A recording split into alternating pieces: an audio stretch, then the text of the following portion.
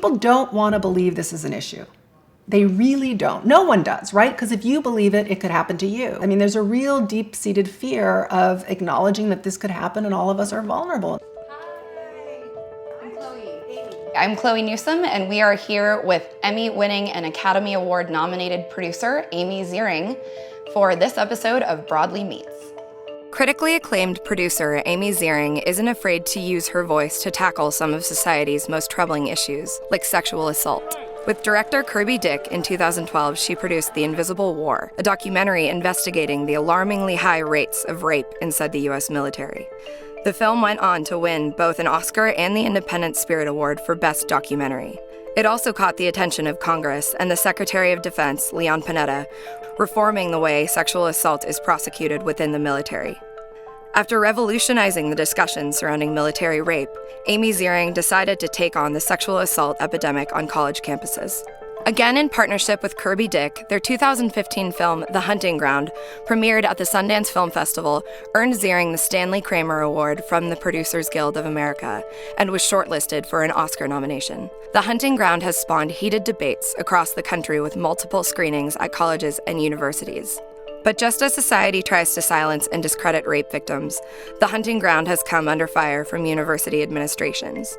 Not willing to back down, Amy continues to stand behind her film's message to hold institutions fostering rape culture through willful negligence accountable.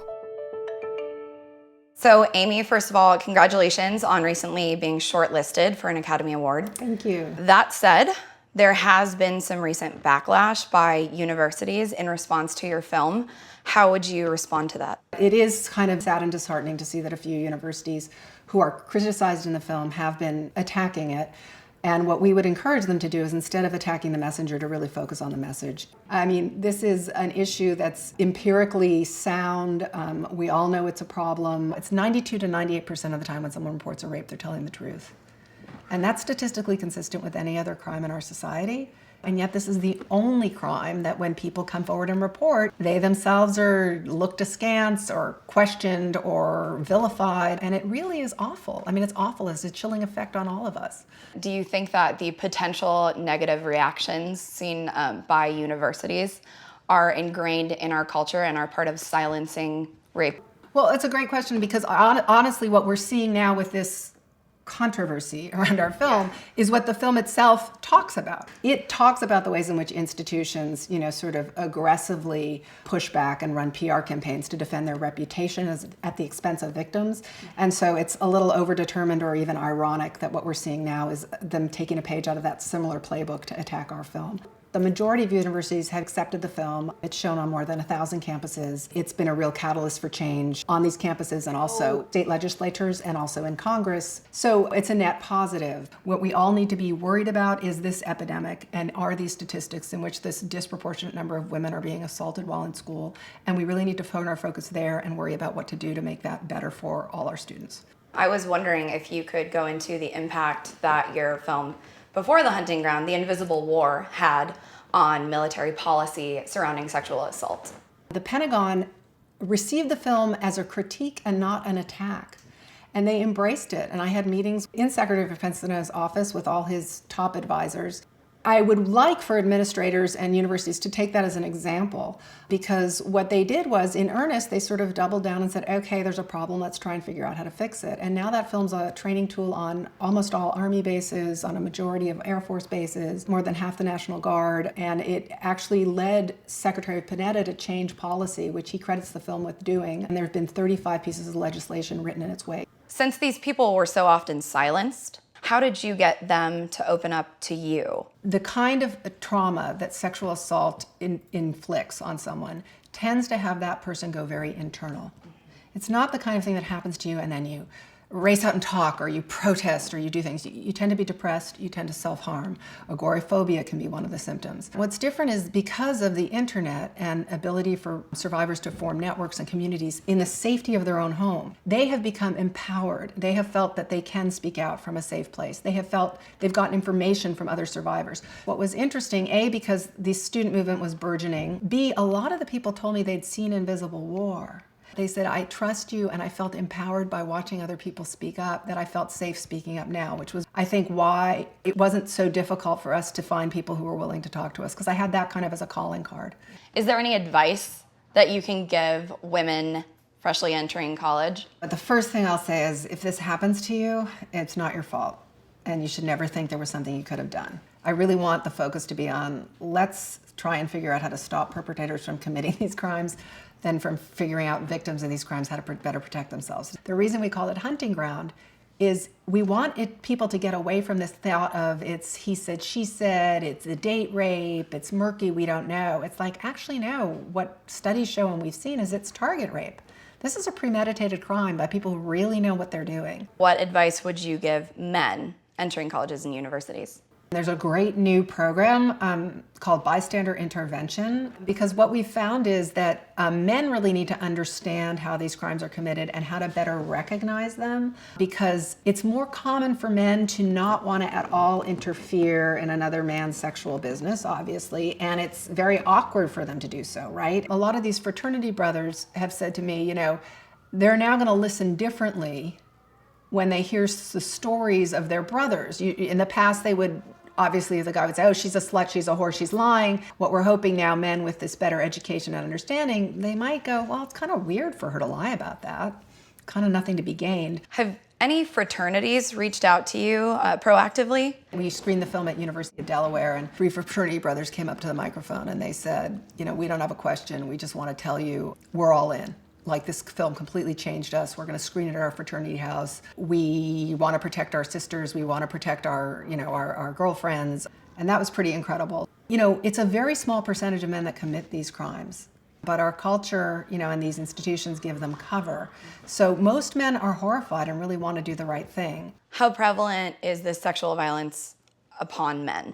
The only thing I'll say is we don't have fantastic information, because men, also because of all the social stigmas, are less likely to come forward and talk about this having happened to them. Men in positions of submission to another man and sexual submission is not really part of our macho, masculine, and patriarchal culture. So that's a very hard and embarrassing thing to own up or to admit. And then also, of course, the homophobia. So does it imply did you do something? Is it your sexual orientation? I think both of those things contribute to it being very hard and shameful. And there's a real stigma around men feeling they can admit to this having happened to them.